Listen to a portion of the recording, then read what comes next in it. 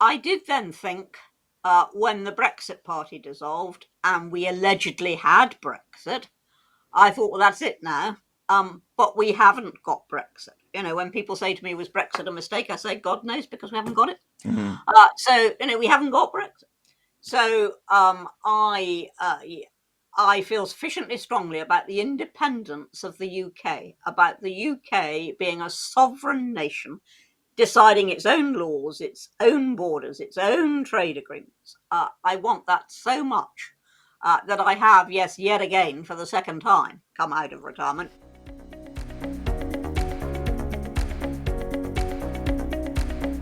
Hello and welcome to Reasoned UK with me, Darren Grimes. I thank you very much for your company. And if you enjoy today's content, I'm absolutely certain you will. We've got a fascinating guest lined up for you today. Then please do consider hitting that subscribe button and the notification bell so you don't miss out on any future content.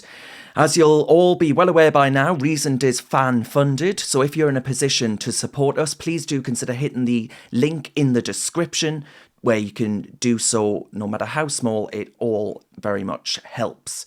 Now, folks, earlier this week, Reform UK, which is formerly the Brexit Party, revealed that they would be pitting candidates in every seat at the next general election, whenever it may come.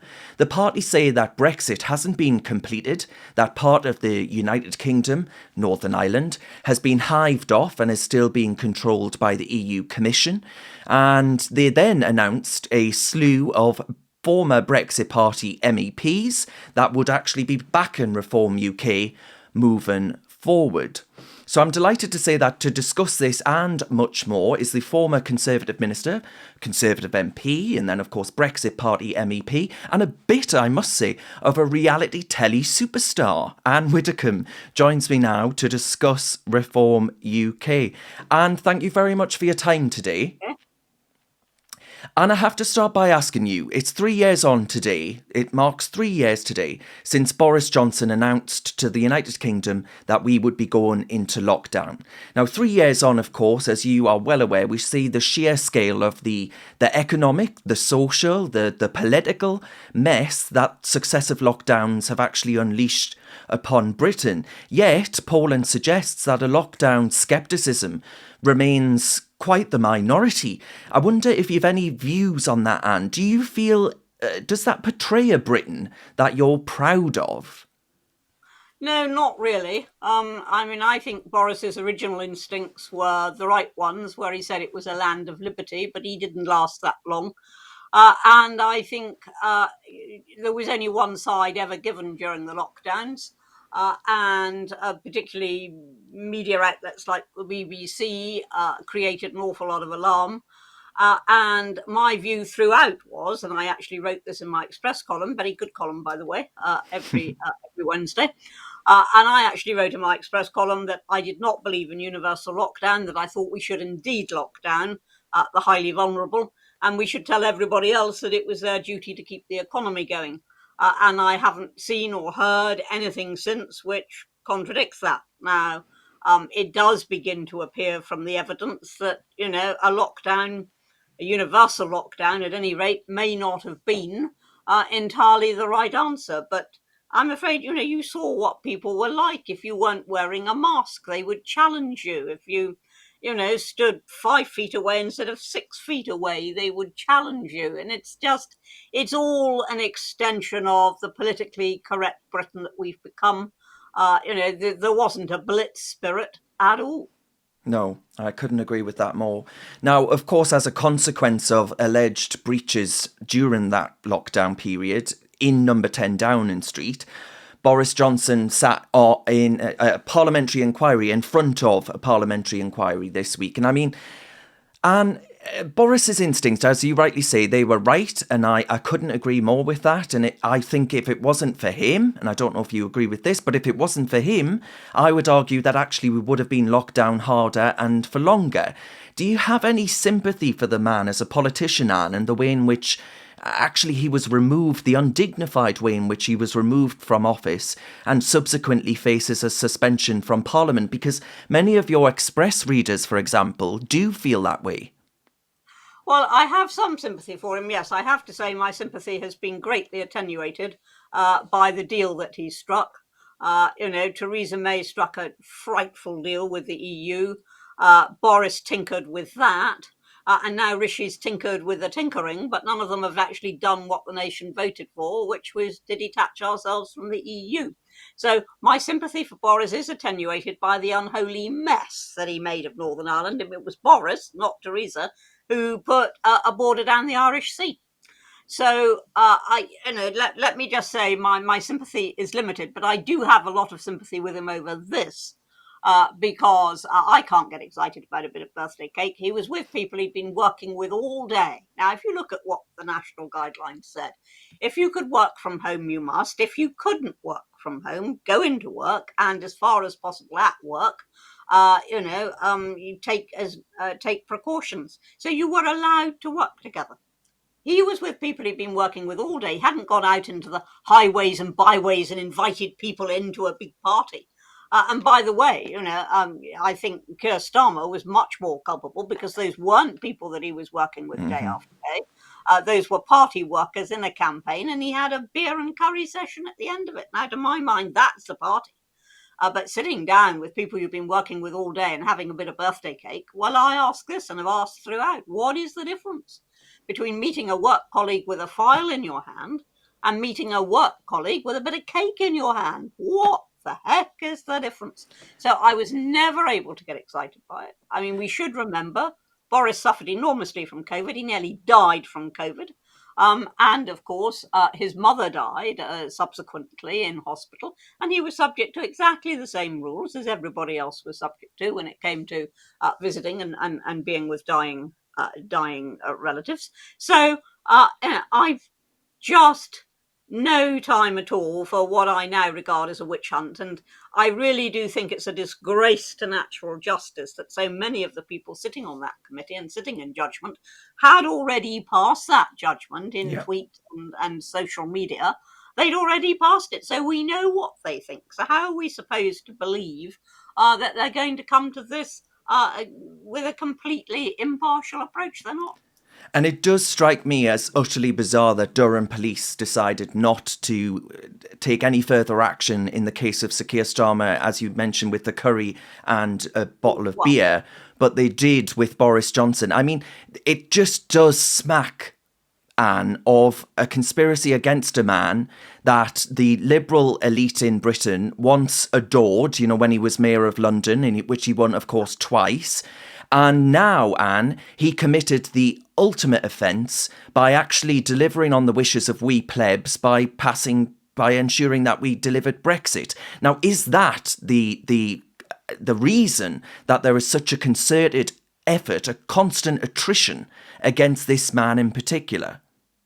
Well, first of all, to be fair to the Durham police, they said throughout that they were standing by their policy of not bringing retrospective prosecutions. As you said, there's a party going on and they'd gone there at the time.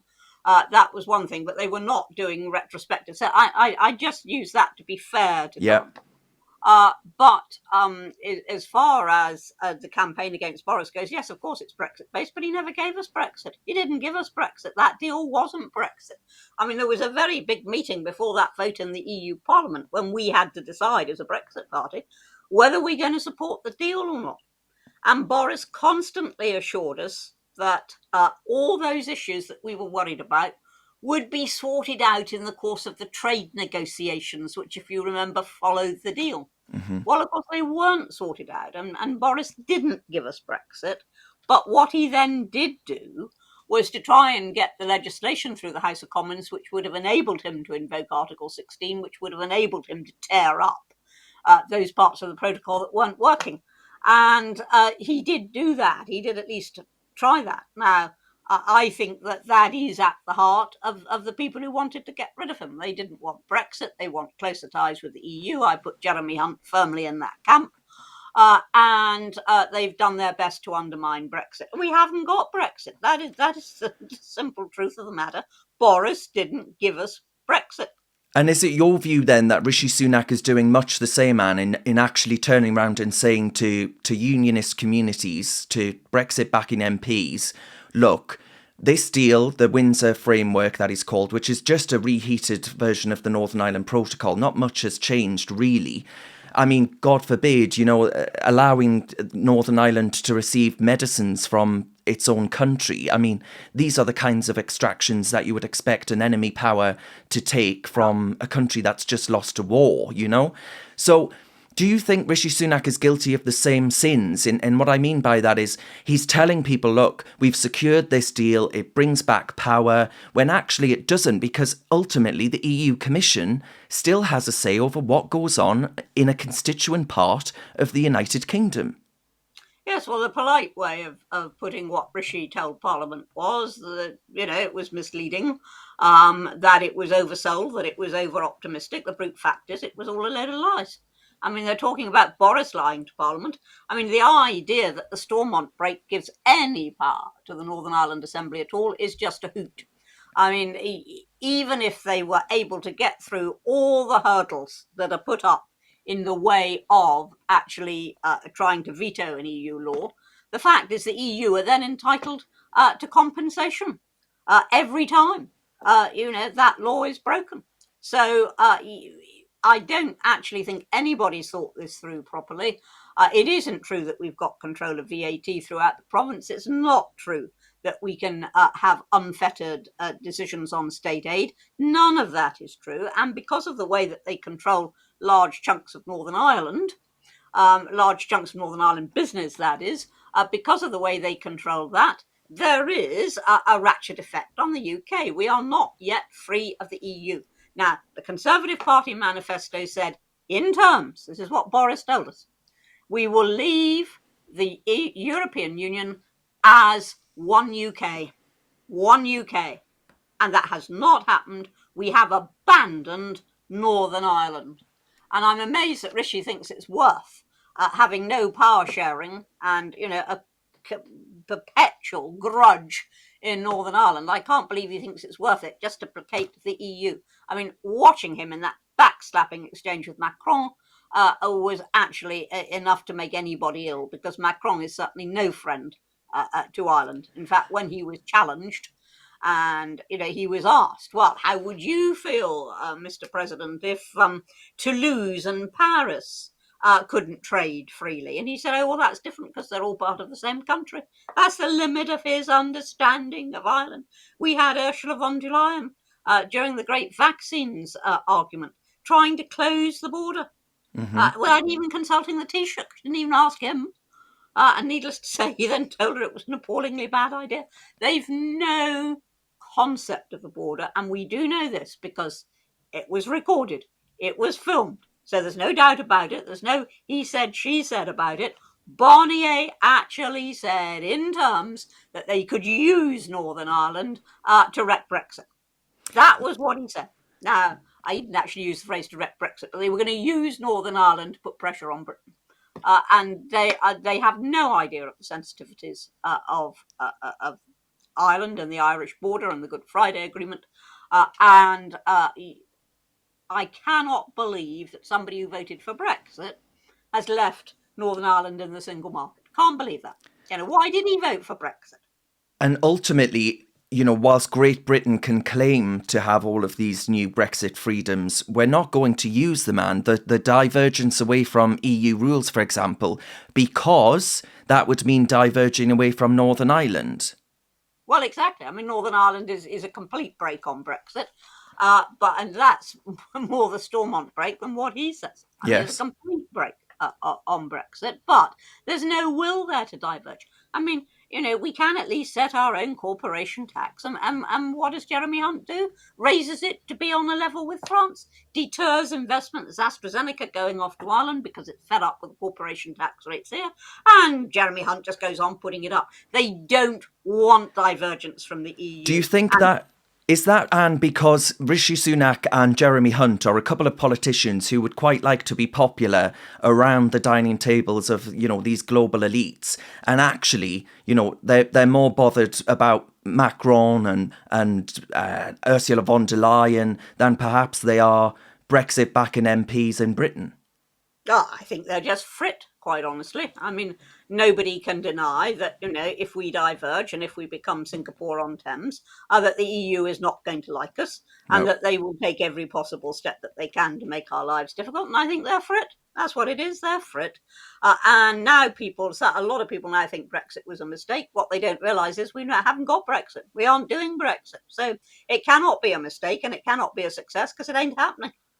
Now, Anne, I want to talk about another issue before we get on to Reform UK and why you've made that announcement earlier this week.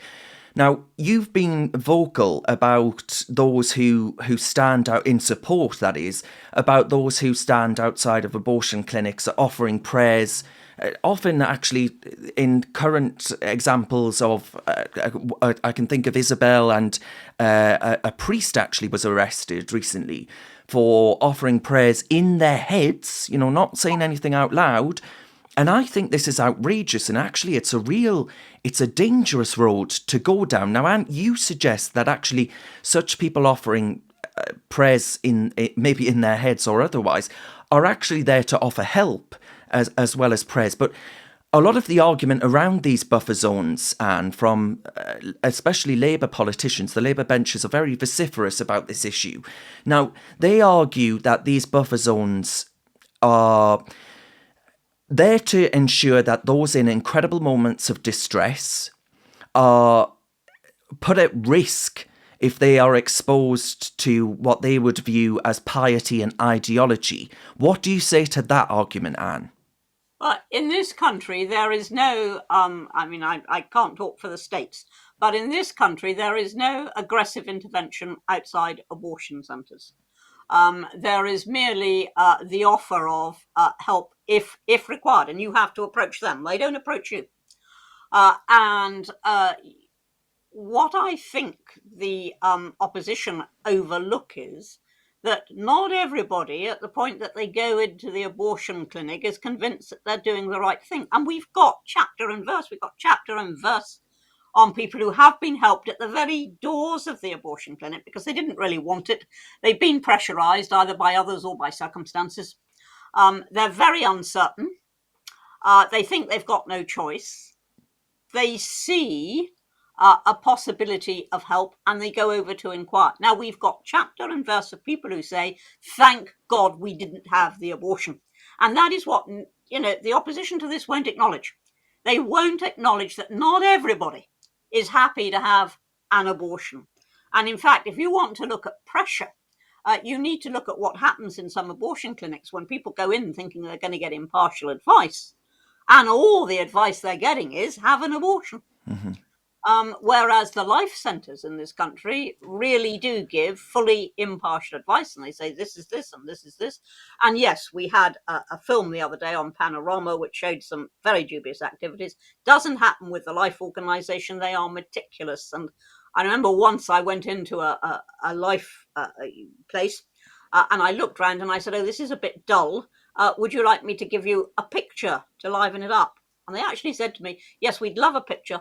No babies, no families, because they won't put pressure on seascapes, landscapes, anything else. No babies, no families. That's how very careful they are. Mm-hmm. And actually, it was skated over quite quickly, but you even heard in that Panorama programme the people saying that actually the majority of places that they checked were giving impartial advice. Do you think there's a problem in this country then with automatic affirmation? Because you mentioned they're walking into an NHS clinic, an abortion clinic, and receiving the only advice you'll receive is that actually, you're there to have an abortion, sit down and almost crack on with it. And I put that in such crude terms, but I realise it's a very emotive topic.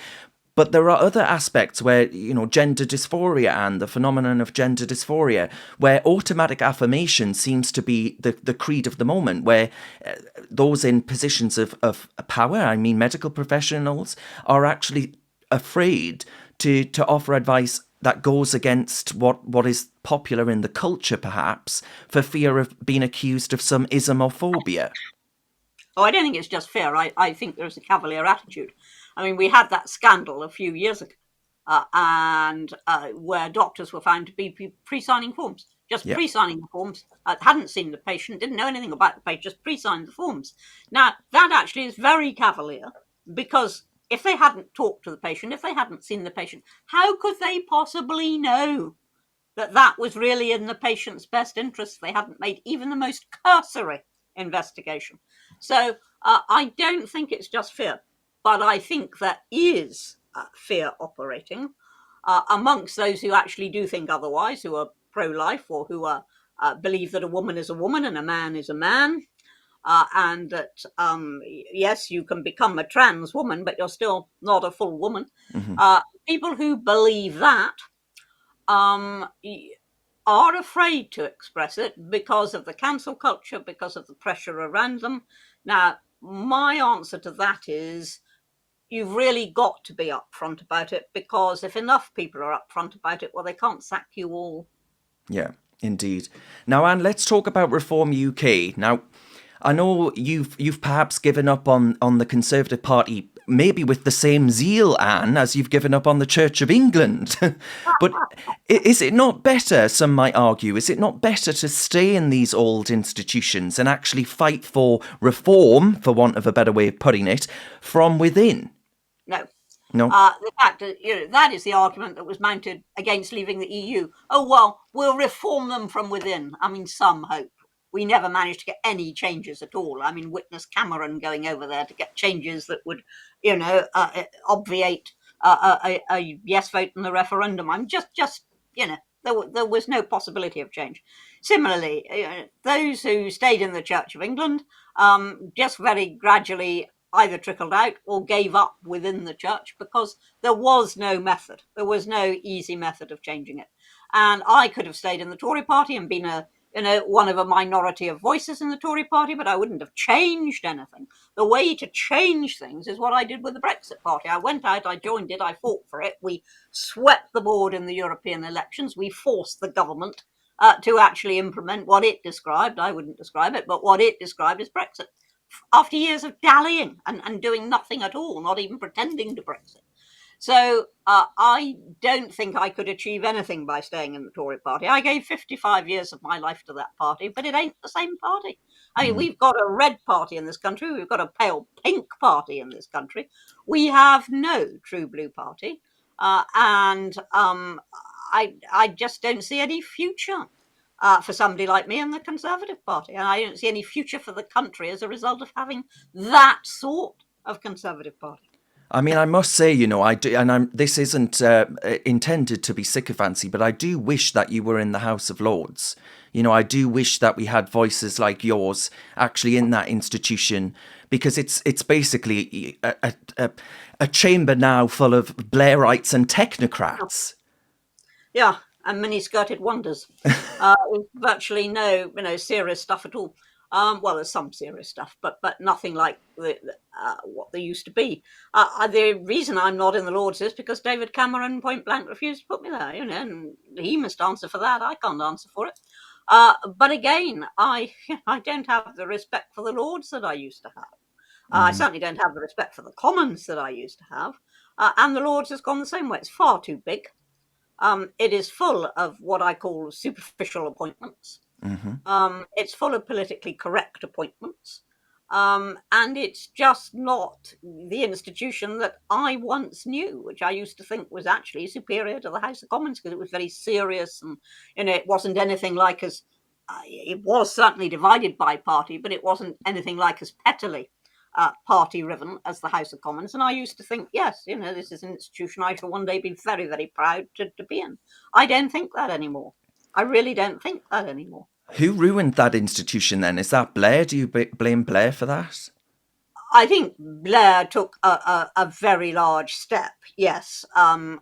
First of all, he got rid of the hereditaries. Now, people would say, yes, that's a normal fact of modern life. Then he decided, no, actually, he couldn't get rid of the hereditaries because a lot of them were Yes. playing a very major role. So he decided, well, we'll just have 92 hereditaries instead, and they can be succeeded when they die off, which was an absolute farce.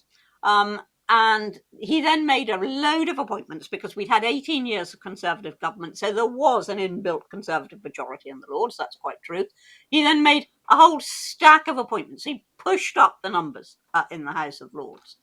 And I do actually think that Tony Blair contributed a lot towards destroying the Lords, but I don't think he was the only culprit. Yeah. Oh, we came back in after 13 years. We made a whole stack of appointments, and it's just not. It's not the institution that it's not serious anymore. They take courses now on unconscious discrimination and this sort of nonsense. The Lords I knew would have just said, "Oh."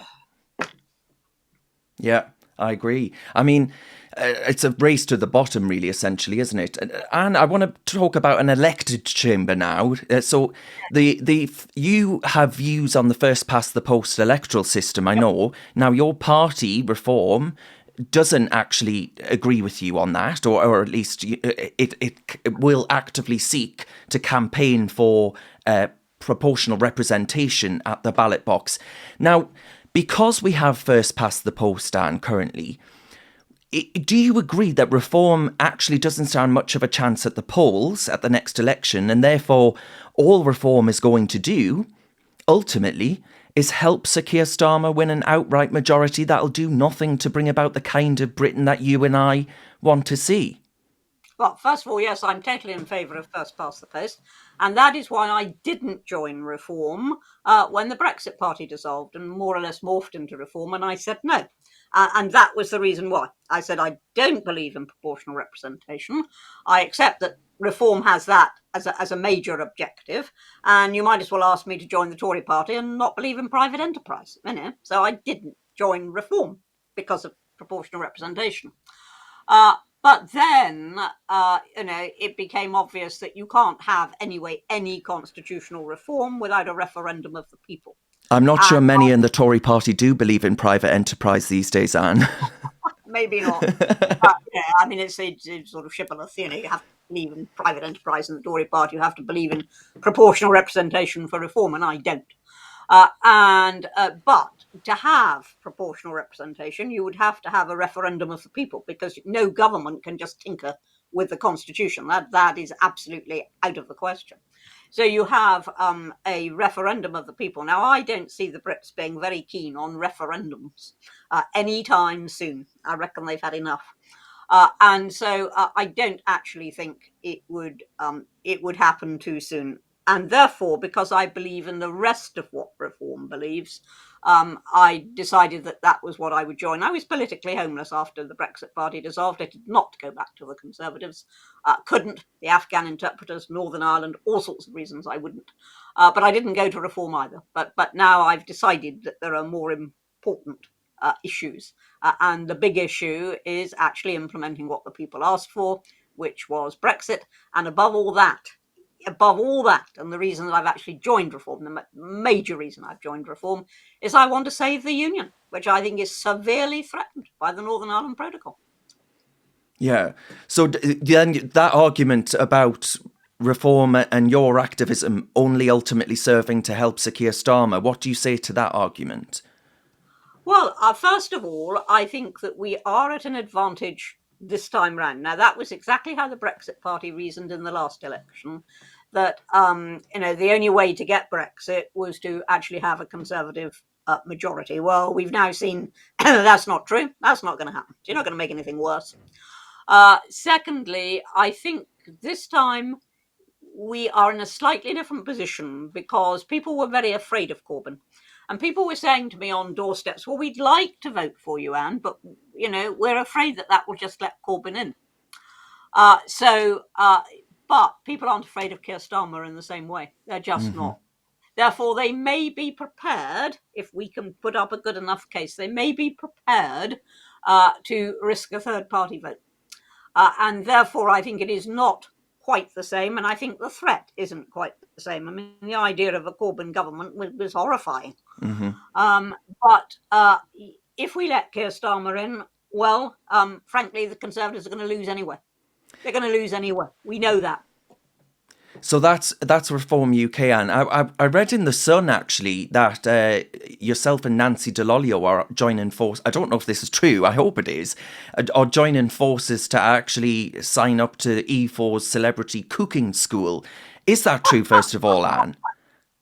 Well, first of all, that's still commercial in confidence, and if Oh Nancy wow! So Delong, I'll ask you a question related to cooking, but not around that question. Now, Anne, I wonder. Did you find yourself in agreement with the now deputy chairman of the Conservative Party, Lee Anderson, and this is related to cooking, when he argued that actually we're not skilling people with the basics of cooking so they can actually make themselves affordable and nutritious meals for themselves and their family over ready meals and takeaways? Or did you agree with the left that that was an out of touch and ludicrous thing to say? no, I don't think it's out of touch and ludicrous. I mean, you'd go on to any of those big council estates, which are, which are poor ones, which are poverty ridden, and you'll find people do live on junk food, and junk food is expensive. Now, a lot of people think that is because they can't cook. It isn't that at all. I mean, cookery is now taught in just about every school in the country. It is much more that they're demoralised and depressed and can't be bothered. They're not going to get a great joy out of cooking. So I think Lee Anderson was right to say what he said. But there isn't anything you can do with it about it because, as I say, there is already cookery in just about every school, and you can learn to cook properly, and you can learn to budget properly, and all that is available. Now, Anne, just finally, I know you're, and this is going to sound somewhat impertinent, so I do hope you'll forgive me, but you're in your mid-70s now. Yep. When are you going to let yourself take a break from this insanity that consumes our nation and actually maybe think about enjoying retirement? Because you actually came out of retirement, if I'm not wrong, Yeah. to join the Brexit Party. Now, isn't politics a pretty exhausting, an unceasing and unrelenting business? And what actually motivates you to want to keep at it? Well, you're quite right. I had 9 years of very peaceful retirement. And if you had said to me, even a month earlier, that I was going to join the Brexit Party and, spare us all, end up serving in the European Parliament, I would have said, even at that stage, lie down and have an aspirin. But I just got so frustrated by the refusal of Theresa May to do Brexit that I thought, right, well, there's only one thing to do, and that is to join the Brexit Party. So I rang up Nigel Farage, and the rest is my personal history. And I joined the Brexit Party. I did then think, when the Brexit Party dissolved and we allegedly had Brexit, I thought, well, that's it now. But we haven't got Brexit. When people say to me, was Brexit a mistake? I say, God knows, because we haven't got it. So, we haven't got Brexit. So I feel sufficiently strongly about the independence of the UK, about the UK being a sovereign nation, deciding its own laws, its own borders, its own trade agreements. I want that so much that I have, yes, yet again, for the second time, come out of retirement. What I won't be doing this time is standing anywhere for anything. I'm far too ancient for that. I didn't really want to last time, but the situation was such that I thought it would be a very bad example if I withdrew. I'm not actively standing again, and yes, of course, I should be doing as much as I can for reform, but I'm not going to be giving it 24 hours a day. It's not like political life at Westminster, which takes over completely and you have no private life. I'm sitting here now in my study. I'm not doing this from a London studio. I'm here. I'm in Devon. In a minute, I shall. Surrounded by Hansard, I believe. Surrounded by Hansard, but my back is to it. Uh, And very good. Well, I guess I would just say, on behalf of my viewers, thank you very much for all that you have done over recent years, because I think without voices like your own, influential as they are, we wouldn't have even found ourselves delivering what, if you view this as a quarter of a Brexit, perhaps, we wouldn't have even got this far, Anne. So thank you very much for your time and, of course, for your contribution as well. Thank you. Thank you. Thank you for what you do. Reasoned relies upon grassroots donations from people like yourself that want us to continue producing our high quality, free thinking content. So please do consider clicking the link and donating, no matter how big, no matter how small, because it really does ensure that we can keep on keeping on.